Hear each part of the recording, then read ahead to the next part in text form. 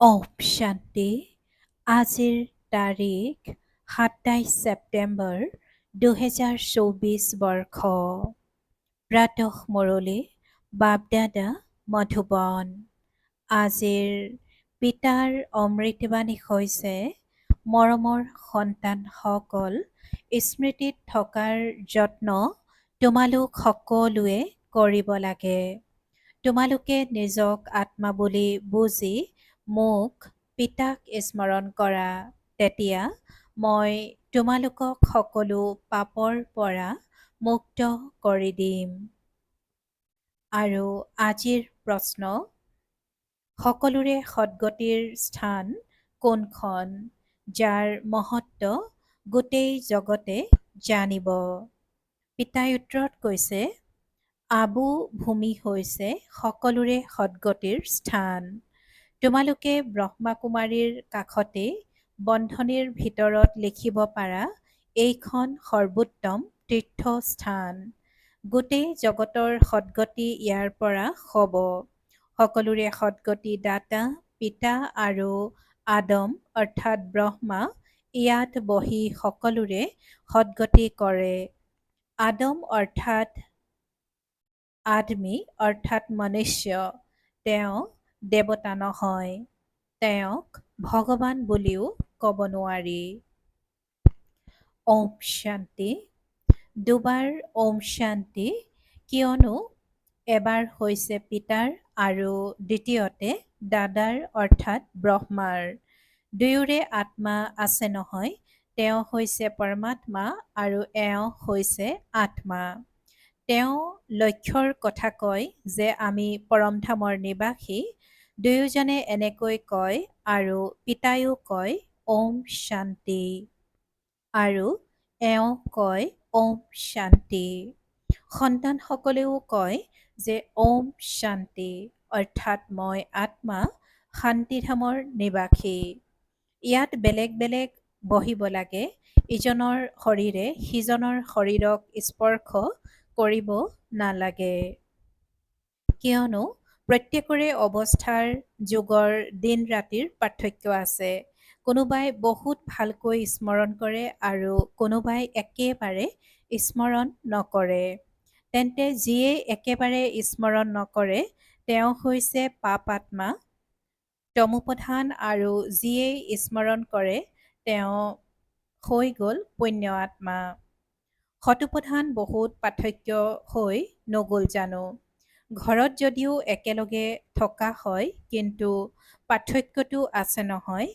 সেইকাৰণেতো ভাগৱতত আক্ষৰিক নাম উল্লেখ আছে। সেয়া এই সময়ৰে কথা। পিতাই বহি সন্তানসকলক বুজায়, এয়া হৈছে ঈশ্বৰীয় চৰিত্ৰ যিবোৰ ভক্তিমাৰ্গত গায়ন কৰে। সত্য যুগতো একো স্মৃতিত নাথাকিব। পিতাই কৈছে যে সত্য যুগত একো স্মৃতিত নাথাকিব, সকলো পাহৰি যাব। পিতাই এতিয়াহে শিক্ষা দিয়ে, সত্য যুগত এয়া একেবাৰে পাহৰি যায়। পুনৰ দাপৰৰ পৰা শাস্ত্ৰ আদি ৰচে আৰু ৰাজযোগ শিকোৱাৰ প্ৰচেষ্টা চলায়। কিন্তু ৰাজযোগটো শিকাব নোৱাৰে। সেয়াতো পিতা যেতিয়া সন্মুখত আহে তেতিয়াহে আহি শিকায়। তোমালোকে জানা কেনেকৈ পিতা আহি ৰাজযোগ শিকায়? আকৌ ৫,০০০ বছৰৰ পাছত আহি এনেকৈ ক'ব, মৰমৰ আত্মিক সন্তানসকল, এনেকৈ কেতিয়াও কোনো মনুষ্যই ক'ব নোৱাৰে। দেৱতাসকলেও দেৱতাসকলক তেনেকৈ ক'ব নোৱাৰে। এজন আত্মিক পিতাইহে আত্মিক সন্তানসকলক কয়, এবাৰ ভূমিকা পালন কৰিলোঁ, পুনৰ ৫,০০০ বছৰৰ পাছত ভূমিকা পালন কৰিম। কিয়নো তোমালোকে আকৌ চিৰিৰ তললৈ নামা নহয়। তোমালোকৰ বুদ্ধিত এতিয়া আদি মধ্য অন্তৰৰ ৰহস্য আছে আৰু এইটো জানা যে সেয়া হৈছে শান্তিধাম অথবা পৰমধাম। আমি ভিন্ন ভিন্ন ধৰ্মৰ সকলো আত্মা তাত নিৰাকাৰী সৃষ্টিত ক্ৰম অনুসৰি থাকোঁ। যেনেকৈ তৰাবোৰ দেখিবলৈ পোৱা নহয়, কেনেকৈ থিয় হৈ থাকে, একো দেখা পোৱা নাযায়। ওপৰত একো বস্তু নাই, সেয়া হৈছে ব্ৰহ্মতত্ত্ব, আৰু ইয়াত তোমালোক ধৰণীত থিয় হৈ আছা। এয়া হৈছে কৰ্মক্ষেত্ৰ। ইয়ালৈ আহি শৰীৰ ধাৰণ কৰি কৰ্ম কৰা। আৰু পিতাই বুজাইছে, তোমালোকে যেতিয়া মোৰ পৰা উত্তৰাধিকাৰ পোৱা তেতিয়া 21 জন্ম তোমালোকৰ কৰ্ম অকৰ্ম হৈ যায়, কিয়নো তাত ৰাৱণ ৰাজ্য নাথাকে। সেয়া হৈছে ঈশ্বৰীয় ৰাজ্য, যি এতিয়া ঈশ্বৰে স্থাপনা কৰি আছে। সন্তানসকলক বুজাই থাকে, শিৱ বাবাক স্মৰণ কৰা, তেতিয়া স্বৰ্গৰ মালিক হবা। স্বৰ্গ শিৱ বাবাই স্থাপনা কৰিছে নহয়, গতিকে শিৱ বাবাক আৰু সুখধামক স্মৰণ কৰা। প্ৰথমে শান্তিধামক স্মৰণ কৰা, তেতিয়া চক্ৰও স্মৃতিলৈ আহিব। সন্তানসকলে পাহৰি যায়, সেইকাৰণে বাৰে বাৰে স্মৃতি সোঁৱৰাই দিবলগীয়া হয়। হে মৰমৰ সন্তানসকল, নিজক আত্মা বুলি বুজা আৰু পিতাক স্মৰণ কৰা, তেতিয়া তোমালোকৰ পাপ ভস্ম হ'ব। প্ৰতিজ্ঞা কৰা যে তোমালোকে যদি স্মৰণ কৰা তেন্তে পাপৰ পৰা মুক্ত কৰি দিম। পিতাহে পতিত পাৱন সৰ্বশক্তিমান সৰ্তা কৰ্তা, তেওঁক বিশ্বৰ সৰ্বশক্তিমান সৰ্তা কৰ্তা বুলি কোৱা হয়। তেওঁ গোটেই সৃষ্টিৰ আদি মধ্য অন্তক জানে, বেদশাস্ত্ৰ আদি সকলো জানে। সেইবাবেতো কয় যে এই বেদশাস্ত্ৰ আদিত কোনো সাৰমৰ্ম নাই। গীতাততো কোনো সাৰমৰ্ম নাই, যদিও ই সকলো শাস্ত্ৰৰ শিৰোমণি, মাতা পিতা বাকী সকলো হৈছে সন্তান স্বৰূপ। যেনেকৈ প্ৰথমে প্ৰজাপিতা ব্ৰহ্মা বাকী সকলো সন্তান, প্ৰজাপিতা ব্ৰহ্মাক আদম বুলি কোৱা হয়। আদম মানে মনুষ্য, মনুষ্য মানে জানো, সেয়েহে পিতাই কৈছে যে আদম মানে মনুষ্য, মনুষ্য নহয় জানো, সেয়েহে তেওঁক দেৱতা বুলি কোৱা নহ'ব, এডমক আদম বুলি কয়। পিতাই কৈছে যে এডমক আদম বুলি কয়। ভক্ত লোকসকলে ব্ৰহ্মা এডমক দেৱতা বুলি কৈ দিয়ে আৰু পিতাই বহি বুজায়, এডম অৰ্থাৎ আদমি, মনুষ্য। দেৱতাও নহয় আৰু ভগৱানো নহয়। লক্ষ্মী নাৰায়ণ হৈছে দেৱতা, দৈৱী ৰাজবংশ স্বৰ্গত আছে আৰু নতুন সৃষ্টি হয় নহয়, আৰু সেইখন হৈছে বিশ্বৰ আচাৰ্য। বাকী সকলোতো মায়াৰ আচাৰ্য। দাপৰৰ পাছত মায়াৰ আশ্চৰ্য আৰু ঈশ্বৰীয় আচাৰ্য হৈছে হেভেন, স্বৰ্গ, যি পিতাইহে স্থাপনা কৰে। এতিয়া স্থাপনা হৈ আছে। এয়া যি দেলৱাৰা মন্দিৰ আছে, ইয়াৰ মূল্য কোনেও নাজানে। মনুষ্যই যাত্ৰা কৰিবলৈ যায় তেন্তে সকলোতকৈ ভাল তীৰ্থ হৈছে এইখন। তোমালোকে লিখা নহয় যে ব্ৰহ্মাকুমাৰী ঈশ্বৰীয় বিশ্ববিদ্যালয়, আবু পৰ্বত, তেন্তে বন্ধনীৰ ভিতৰত এইটো লিখা উচিত, সৰ্বোত্তম তীৰ্থস্থান। কিয়নো তোমালোকে জানা যে সকলোৰে সদ্গতি ইয়াৰ পৰাই হ'ব, এয়া কোনেও নাজানে। যেনেকৈ সকলো শাস্ত্ৰৰ শিৰোমণি গীতা, তেনেকৈ সকলো তীৰ্থৰ ভিতৰত শ্ৰেষ্ঠ তীৰ্থ হৈছে আবু। তেতিয়া মনুষ্যই পঢ়িব, মনোযোগ আকৰ্ষণ হ'ব। গোটেই বিশ্বৰ তীৰ্থৰ ভিতৰত এইখন হৈছে সকলোতকৈ ডাঙৰ তীৰ্থ, য'ত পিতাই বহি সকলোৰে সদ্গতি কৰে। তীৰ্থটো বহুত হৈ গৈছে, গান্ধীৰ সমাধিকো তীৰ্থ বুলি ভাবে। সকলোৱে গৈ তাত ফুল আদি অৰ্পণ কৰে, তেওঁলোকে একো নাজানে। তোমালোক সন্তানসকলে জানা নহয়, গতিকে তোমালোক ইয়াত বহিলে অন্তৰ বহুত আনন্দিত হ'ব লাগে। আমি স্বৰ্গ স্থাপনা কৰি আছো আৰু এতিয়া পিতাই কয়, নিজক আত্মা বুলি বুজি মোক স্মৰণ কৰা। পঢ়াও বহুত সহজ, একোৱেই খৰচ নহয়। তোমালোকৰ মম্মাৰ এক পাই পইচাও খৰচ হ'ল জানো? কোনো খৰচ নকৰাকৈয়ে পঢ়ি কিমান বুদ্ধিমান, 1 নম্বৰ হৈ গ'ল। ৰাসযোগিনী হৈ গৈ, পিতাই কৈছে যে ৰাজযোগিনী হৈ গ'ল নহয়, মম্মাৰ দৰে কোনো ওলোৱা নাই। পিতাই কৈছে যে মম্মাৰ দৰে কোনো ওলোৱা নাই। চোৱা, আত্মাসকলকে পিতাই বহি পঢ়ায়, আত্মাসকলে ৰাজ্য লাভ কৰে আৰু আত্মাসকলেই ৰাজ্য হেৰুৱায়। ইমান সূক্ষ্ম আত্মাই কিমান কাম কৰে। বেয়াতকৈও বেয়া কাম হৈছে বিকাৰগ্ৰস্ত হোৱাটো। আত্মাই 84 জন্মৰ ভূমিকা পালন কৰে। সূক্ষ্ম আত্মাত কিমান শক্তি থাকে, গোটেই বিশ্বত ৰাজ্য কৰে। এই দেৱতাসকলৰ আত্মাত কিমান শক্তি আছে। প্ৰত্যেক ধৰ্মৰে নিজৰ নিজৰ শক্তি থাকে। খ্ৰীষ্টিয়ান ধৰ্মত কিমান শক্তি আছে, আত্মাত শক্তি আছে, যিয়ে শৰীৰৰ দ্বাৰা কৰ্ম কৰে। আত্মাহে ইয়ালৈ আহি এই কৰ্মক্ষেত্ৰত কৰ্ম কৰে, তাত বেয়া কৰ্তব্য নহয়। পিতাই আজি কৈছে যে আত্মাহে ইয়ালৈ আহি এই কৰ্মক্ষেত্ৰত কৰ্ম কৰে, তাত বেয়া কৰ্তব্য নহয়। আত্মা বিকাৰী মাৰ্গত তেতিয়াই যায় যেতিয়া ৰাৱণ ৰাজ্য হয়।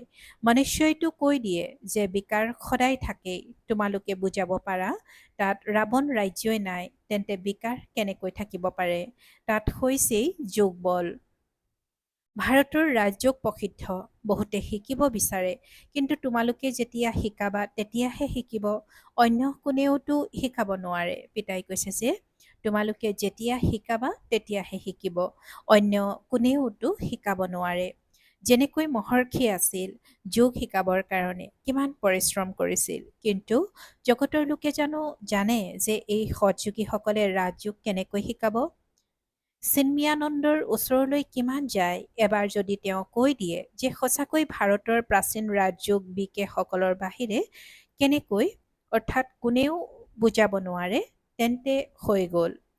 কিন্তু এনেকুৱা নিয়ম নাই যে এতিয়াই এইটো আৱাজ হ'ব, সকলোৱে জানো বুজিব, বহুত যত্নৰ প্ৰয়োজন, পাছলৈ মহিমাও হ'ব। কয় নহয়, হে প্ৰভু, হে শিৱ বাবা, আপোনাৰ লীলা। এতিয়া তোমালোকে বুজি পোৱা যে তোমালোকৰ বাহিৰে পিতাক পৰম পিতা, পৰম শিক্ষক, পৰম সদ্গুৰু বুলি আন কোনেও নুবুজে। ইয়াতো বহুত আছে যিসকলক আগবাঢ়ি গৈ থাকোঁতে মায়াই হাইৰাণ কৰি দিয়ে, তেতিয়া একেবাৰে অবোধ হৈ যায়। অতি উচ্চ লক্ষ্য যুদ্ধক্ষেত্ৰ, ইয়াত মায়াই বহুত বিঘিনি আনে। সেই লোকসকলে বিনাশৰ কাৰণে প্ৰস্তুতি চলাই আছে। তোমালোকে ইয়াত 5 বিকাৰক জিকিবৰ কাৰণে পুৰুষাৰ্থ কৰি আছা। তোমালোকে বিজয়ৰ কাৰণে, তোমালোকে বিনাশৰ কাৰণে পুৰুষাৰ্থ কৰি আছা। পিতাই আজি কৈছে যে তোমালোকে বিজয়ৰ কাৰণে আৰু তেওঁলোকে বিনাশৰ কাৰণে পুৰুষাৰ্থ কৰি আছে। দুয়োটা কাম একেলগে হ'ব। এতিয়া সময় আছে, আমাৰ ৰাজ্য জানো স্থাপনা হ'ল, ৰজা প্ৰজা এতিয়া সকলো হ'ব। তোমালোকে আধাকল্পৰ কাৰণে পিতাৰ পৰা উত্তৰাধিকাৰ লোৱা, বাকী মোক্ষটো কোনেও নাপায়। অৰ্থাৎ পিতাই কৈছে যে মোক্ষ কোনেও নাপায়। তেওঁলোকে যদিও কয় যে অমুকে মোক্ষ লাভ কৰিলে, তেওঁলোকে জানে যে মৃত্যুৰ পাছত কলৈ গ'ল, এনেয়ে মিছা কথা শুনাই দিয়ে। তোমালোকে জানা যে যিয়েই শৰীৰ এৰে তেওঁ নিশ্চয় অন্য শৰীৰ ধাৰণ কৰিব, মোক্ষ পাব নোৱাৰে। এনেকুৱা নহয় যে বুৰবুৰণি পানীত লীন হৈ যায়। পিতাই কয় এই শাস্ত্ৰ আদি সকলো ভক্তিমাৰ্গৰ সামগ্ৰী। তোমালোক সন্তানসকলে সন্মুখত শুনা, গৰম গৰম হালোৱা খোৱা। সকলোতকৈ বেছি গৰম হালোৱা কোনে খায়? ব্ৰহ্মাই। এওঁতো তেওঁৰ একেবাৰে কাষতে বহি আছে। তৎক্ষণাৎ শুনে আৰু ধাৰণা কৰে। আকৌ তেওঁৱেই উচ্চ পদ পায়, সূক্ষ্মলোকত বৈকুণ্ঠত এওঁৰেই সাক্ষাৎকাৰ কৰে। এই দুচকুৰে ইয়াতো তেওঁকেই দেখে। পিতাইতো সকলোকে পঢ়ায়। বাকী স্মৰণ কৰাৰ ক্ষেত্ৰত যত্ন কৰিব লাগে। স্মৃতিত থাকিবলৈ যেনেকৈ তোমালোকে যত্ন কৰিবলগীয়া হয়, তেনেকৈ এওঁ যত্ন কৰিবলগীয়া হয়। ইয়াত কোনো কিপাৰ কথা নাথাকে। পিতাই আজি কৈছে যে ইয়াত কোনো কিপাৰ কথা নাথাকে। পিতাই কয় মই ঋণত লৈছোঁ, তাৰ হিচাপ নিকাচ দি দিম। বাকী স্মৃতিত থকাৰ বাবে পুৰুষাৰ্থটো এওঁ কৰিব লাগে। বুজিও পাওঁ, কাষত বহি আছে। পিতাক মই স্মৰণ কৰি পুনৰ পাহৰি যাওঁ। সকলোতকৈ বেছি এওঁ যত্ন কৰিবলগীয়া হয়। পিতাই আজি কৈছে যে সকলোতকৈ বেছি এওঁ অৰ্থাৎ ব্ৰহ্মা বাবাই যত্ন কৰিবলগীয়া হয়। যুদ্ধক্ষেত্ৰত যিসকল মহাৰথী বলৱান হয়, যেনেকৈ হনুমানৰ উদাহৰণ আছে, গতিকে তেওঁৰেই মায়াই পৰীক্ষা ল'লে, কিয়নো তেওঁ মহাবীৰ আছিল। যিমান বেছি শক্তিশালী সিমানেই বেছি মায়াই পৰীক্ষা লয়। ধুমুহা বেছিকৈ আহে। সন্তানসকলে লিখে, বাবা মোৰ এনেকুৱা হয়। তেতিয়া বাবাই কয় এয়াতো সকলো হ'ব। বাবাই নিতৌ বুজায়, সাৱধান হৈ থাকিবা। লিখে, বাবা মায়াই বহুত ধুমুহা আনে। কিছুমান দেহ অভিমানী হৈ গ'লে বাবাক নুশুনায়। তোমালোক এতিয়া বহুত বুদ্ধিমান হৈ গৈছা। আত্মা পবিত্ৰ হ'লে আকৌ শৰীৰো পবিত্ৰ পোৱা যায়। আত্মা কিমান চমৎকাৰী হৈ যায়। আত্মা কিমান চমৎকাৰী হৈ যায়। প্ৰথমেতো গৰীবসকলেহে জ্ঞান আহৰণ কৰে। পিতাও গৰীবৰ ত্ৰাণকৰ্তা বুলি গায়ন আছে। বাকীতো সেইসকল দেৰিকৈ আহিব। পিতাই কৈছে যে বাকীটো সেইসকল দেৰিকৈ আহিব। তোমালোকে বুজি পোৱা যে যেতিয়ালৈকে ভাতৃভগ্নী নহয় তেন্তে ভাই ভাই কেনেকৈ হ'ব? প্ৰজাপিতা ব্ৰহ্মাৰ সন্তানটো ভাতৃভগ্নী হৈ গ'ল নহয়। আকৌ পিতাই বুজায় ভাই ভাই বুলি বুজা। এয়া হৈছে শেষৰ ফালৰ সম্বন্ধ। আকৌ ওপৰতো ভাইসকলৰ সৈতে মিলিত হবাগৈ। পুনৰ সত্যযুগত নতুন সম্বন্ধ আৰম্ভ হ'ব। তাত খুলখালী, খুৰা, মামা আদি অনেক সম্বন্ধ নাথাকে। বহুত কম সম্বন্ধ থাকে, আকৌ বৃদ্ধি হৈ যায়। এতিয়াতো পিতাই কয় ভাতৃভগ্নীও নহয় আৰু ভাই ভাই বুলি বুজিব লাগে। নাম ৰূপৰ পৰাও আঁতৰি যাব লাগে। পিতাই ভাইসকলকহে অৰ্থাৎ আত্মাসকলক পঢ়ায়। প্ৰজাপিতা ব্ৰহ্মা আছে তেন্তে ভাতৃভগ্নী নহয় জানো? শ্ৰীকৃষ্ণটো নিজেই সন্তান, তেওঁক কেনেকৈ ভাই ভাই কৰি তুলিব? গীতাততো এই কথাবোৰ নাই। এয়া হৈছে একেবাৰে অনন্য। ড্ৰামাত সকলো নিৰ্ধাৰিত হৈ আছে। এটা ছেকেণ্ডৰ ভূমিকা আনটো ছেকেণ্ডৰ লগত নিমিলে। পিতাজী কৈছে যে এটা ছেকেণ্ডৰ ভূমিকা আনটো ছেকেণ্ডৰ লগত নিমিলে। কিমান মাহ, কিমান ঘণ্টা, কিমান দিন পাৰ হ'বলগীয়া হয়। পুনৰ ৫,০০০ বছৰৰ পাছত এনেকৈয়ে পাৰ হ'ব। কম বুদ্ধিৰ লোকসকলেতো ইমান ধাৰণা কৰিব নোৱাৰে। সেয়েহে পিতাই কয় এয়াতো বহুত সহজ। নিজক আত্মা বুলি বুজা, বেহদৰ পিতাক স্মৰণ কৰা, পুৰণি সৃষ্টিৰ বিনাশো হ'ব। আৰু পিতাই কয় মই আহোঁৱেই। পিতাই কয় যে মই আহোঁৱেই তেতিয়া যেতিয়া সংগম হয়। তোমালোকে দেৱী দেৱতা আছিলা আৰু এইটোও জানা যে যেতিয়া তেওঁলোকৰ ৰাজ্য আছিল তেতিয়া আৰু কোনো অন্য ধৰ্ম নাছিল। এতিয়াতো এওঁলোকৰ ৰাজ্য নাই। ভাল বাৰু। অতি মৰমৰ কল্পৰ পাছত পুনৰাই মিলিত হোৱা সন্তানসকলৰ প্ৰতি মাতা পিতা বাপ দাদাৰ স্নেহপূৰ্ণ স্মৰণ আৰু সুপ্ৰভাত। আত্মিক পিতাৰ আত্মিক সন্তানসকলক নমস্কাৰ আৰু আত্মিক সন্তানসকলৰ আত্মিক মাত পিতা আৰু বাপ দাদাৰ প্ৰতি স্নেহপূৰ্ণ স্মৰণ আৰু সুপ্ৰভাত আৰু নমস্কাৰ নমস্কাৰ নমস্কাৰ। আৰু আজিৰ ধাৰণাৰ বাবে মুখ্য সাৰ প্ৰথমতে এতিয়া অন্তিমৰ সময়। পিতাজী কৈছে যে এতিয়া অন্তিমৰ সময়, ঘৰলৈ উভতি যাব লাগে। সেয়েহে নিজৰ বুদ্ধি নাম ৰূপৰ পৰা আঁতৰাই দিব লাগে। আমি আত্মা ভাই ভাই এইটো অভ্যাস কৰিব লাগে। দেহ অভিমানত আহিব নালাগে। দ্বিতীয়তে প্ৰত্যেকৰে অৱস্থা আৰু যুগৰ ক্ষেত্ৰত ৰাতি দিনৰ পাৰ্থক্য আছে। সেয়েহে বেলেগ বেলেগে বহিব লাগে। পিতাই কৈছে যে প্ৰত্যেকৰে অৱস্থা আৰু যুগৰ ক্ষেত্ৰত ৰাত্ৰি আৰু দিনৰ পাৰ্থক্য আছে। সেয়েহে বেলেগে বেলেগে বহিব লাগে। ইজনৰ শৰীৰে সিজনৰ শৰীৰক যাতে স্পৰ্শ নকৰে। পুণ্য আত্মা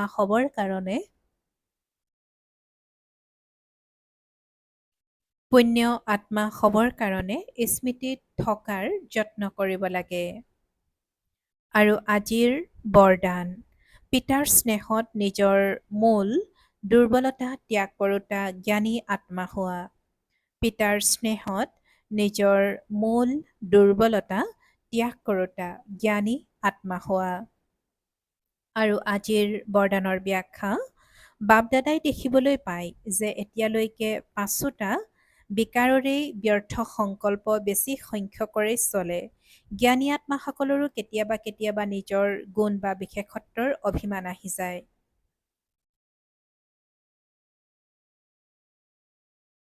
পিতাই কৈছে যে জ্ঞানী আত্মাসকলৰো কেতিয়াবা কেতিয়াবা নিজৰ গুণ বা বিশেষত্বৰ অভিমান আহি যায়। প্ৰত্যেকেই নিজৰ মূল দুৰ্বলতা বা মূল সংস্কাৰৰ বিষয়ে জানেও। সেই দুৰ্বলতা পিতাৰ স্নেহত উৎসৰ্গিত কৰি দিয়া এয়াই স্নেহৰ প্ৰমাণ। স্নেহী আৰু জ্ঞানী আত্মাই পিতাৰ স্নেহত ব্যৰ্থ সংকল্পসমূহো পৰিত্যাগ কৰি দিয়ে। আৰু আজিৰ শ্লোগান সমানৰ আসনত স্থিত হৈ থাকি সকলোকে সন্মান দিওঁতা মাননীয় আত্মা হোৱা। পিতাই আজি শ্লোগানত কৈছে যে সমানৰ আসনত স্থিত হৈ থাকি সকলোকে সন্মান দিওঁতা মাননীয় আত্মা হোৱা। ওম শান্তি। ইচ্ছামাত্ৰম অবিদ্যাস্থিতিৰ অনুভৱ কৰিবলৈ আৰু কৰাবলৈ আজিৰ অব্যক্ত সংকেত। সৰ্ববংশ ত্যাগী হৈ সদায় প্ৰতিটো শ্ৰেষ্ঠ কাৰ্যত, সেৱাৰ সফলতাৰ কাৰ্যত, ব্ৰাহ্মণ আত্মাসকলৰ উন্নতিৰ কাৰ্যত, দুৰ্বলতা বা ব্যৰ্থ বাতাৱৰণ পৰিৱৰ্তন কৰাৰ কাৰ্যত দায়িত্বশীল আত্মা বুলি বুজি চলা। সদৰ কৰ্মৰ সদৰ ফল পোৱাৰ অল্পকালৰ ইচ্ছাৰ পৰা ইচ্ছা মাত্ৰম অবিদ্যা হোৱা। তেতিয়া সদায় প্ৰত্যক্ষ ফল খাওঁতা সদায় সুস্থ মনৰ হৈ থাকিবা, সদায় স্বাস্থ্যৱান হৈ থাকিবা। ওম শান্তি।